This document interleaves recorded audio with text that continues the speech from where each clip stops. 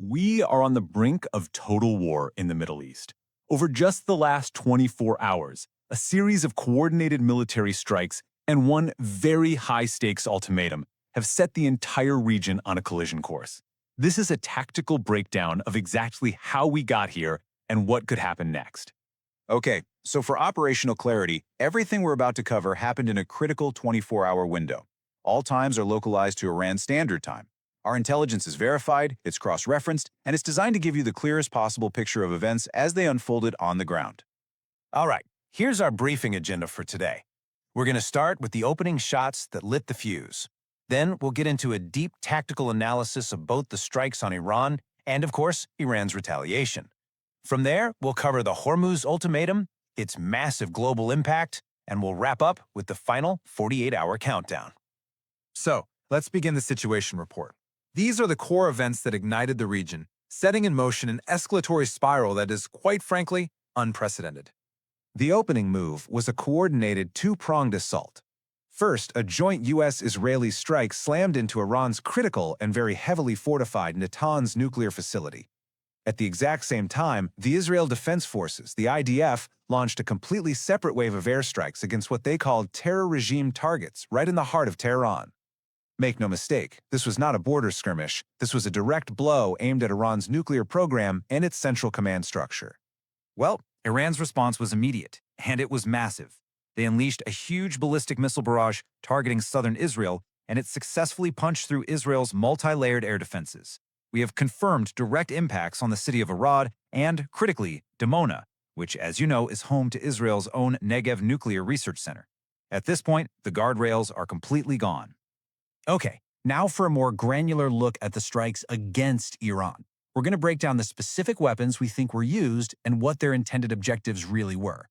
So, the strike on Natanz was a work of precision. Now, Iranian state media confirmed the facility was hit, but they, along with international observers, are reporting no radioactive leakage. This strongly suggests the use of advanced, deep-penetrating munitions, what you'd call bunker busters. The goal here wasn't to create a nuclear disaster, it was to surgically collapse the subterranean tunnels and the centrifuge halls deep underground, crippling Iran's ability to enrich uranium at that site without causing a radiological catastrophe. And those IDF airstrikes in Tehran, they were not random. They were hitting command and control centers, Revolutionary Guard facilities, and other high-value government buildings. The goal was to dismantle the regime's ability to operate. And of course, the psychological impact of striking the capital directly sends a very clear message. Absolutely nowhere is off-limits. Now, let's shift focus to Iran's response, because this wasn't just some singular, reflexive action. No, this was a complex, multi-front retaliatory campaign. It was designed to demonstrate capability, inflict real pain, and just overwhelm defensive systems across the entire region. You know, just looking at the raw telemetry data tells you the scale of this response.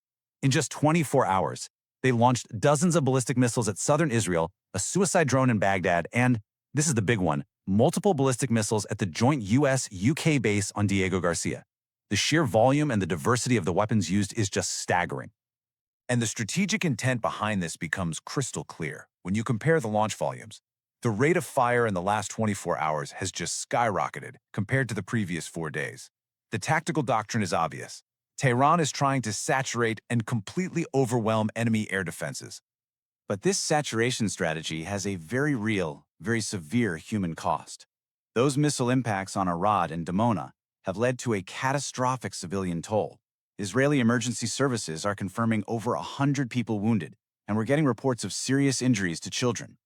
This is where the strategic conflict gets down to a brutal, personal level. Now, that attack on Diego Garcia is a really big deal. I mean, this is a tiny atoll in the middle of the Indian Ocean, but it hosts a critical U.S. and British military base. The fact that Iran even attempted this strike represents an unprecedented leap in their long-range capabilities, threatening a place that was previously thought to be completely out of reach. So, the UK Ministry of Defense confirmed the missiles were intercepted.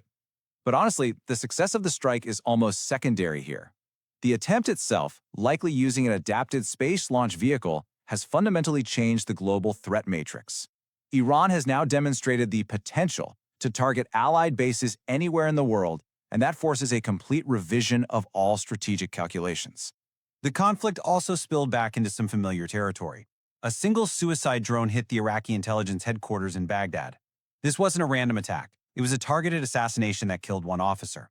This move signals that Iranian proxies and their direct assets are actively trying to degrade any regional intelligence hubs that might be sharing data with the US or its allies. It's a classic shadow war tactic, aimed at blinding the enemy. So as all this kinetic military action is escalating, a brand new front has opened up in the geopolitical arena. And this one centers on a direct ultimatum and a critical economic choke point, the Strait of Hormuz. The United States has responded, not with more missiles, but with a severe threat. President Donald Trump issued a direct and totally unequivocal 48-hour ultimatum to Tehran. The demand was simple: immediately reopen the Strait of Hormuz, which Iran had blockaded. The consequence for failing to do so: the systematic obliteration of Iran's entire civilian power grid. Well, Iran did not back down. Its Khatam al-Anbiya military command, that's a central IRGC headquarters, issued an immediate and equally absolute counter-threat. They stated that if a single power plant is attacked, the Strait of Hormuz will be completely closed and, crucially, will not be reopened until all of Iran's infrastructure is rebuilt. Both sides are now locked in a very, very perilous game of chicken. To really understand the stakes of this ultimatum, you only need to know this one number: 20%. 20% of the entire world's daily supply of crude oil passes through this narrow maritime corridor. It is the single most important choke point for global energy. A permanent closure isn't just a regional problem. It's a global economic catastrophe waiting to happen. And the immediate fallout from these maneuvers is already being felt. Shockwaves are already hitting the global economy and having a profound impact on the civilians who are caught right in the middle of all this. The markets are panicking. Brent crude oil has surged past $119 a barrel in reaction to the blockade, and economists are warning that this alone could be enough to plunge already fragile Western economies into a deep energy-induced recession. In response to this threat, a diplomatic and military mobilization is already underway. The United Kingdom, along with 20 other nations, has signaled its readiness to contribute assets, and the explicit goal here is to form an international naval coalition with enough military power to force the Strait of Hormuz open and restore the flow of oil, by force if necessary.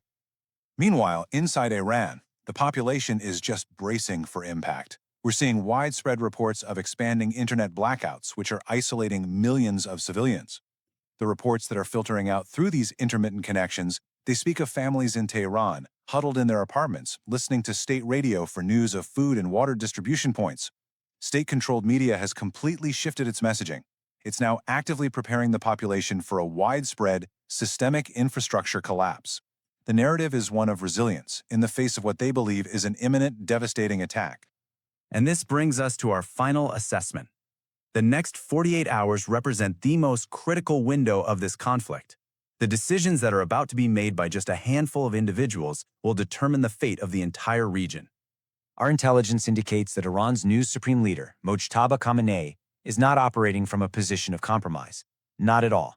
He is issuing directives from heavily fortified underground bunkers.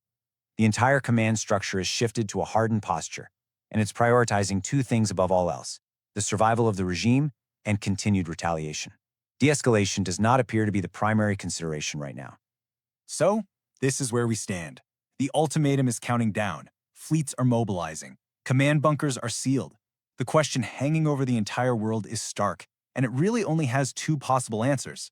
When that clock runs out, will it be de-escalation or will it be total war?